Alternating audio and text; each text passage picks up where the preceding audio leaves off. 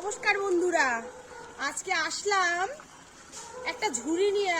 ভাবলাম গাছে কটা লঙ্কা হয়েছে, তাই কটা লঙ্কা তুলবো। তাইলে প্রথমে বন্ধুরা আগে আমরা গাছগুলো একটু দেখে নি। একটু গাছটা দেখি। বন্ধু দেখো কত লঙ্কা ধরছে, বন্ধু দেখো থোপায় থোপায় লঙ্কা, কত সুন্দর কালার, দেখলেই মনে হয় খাইতে ইচ্ছা করে।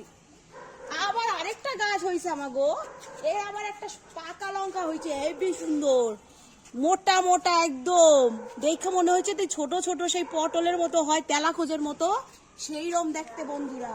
তাই ভাবছি কয়টা লঙ্কা তুলি, কালকে তো সরস্বতী পূজা, তার জন্য কয়টা তুলি।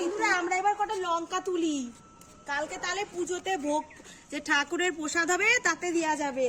একটা পাকা লঙ্কাও তুলি, এই দিয়ে আবার বীজ ফেলুম, ফেললে আবার গাছ লাগামু।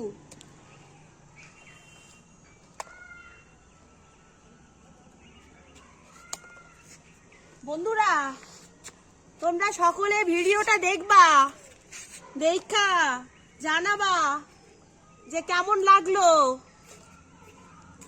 আর কিন্তু কমেন্ট করবা কেমন হইলো।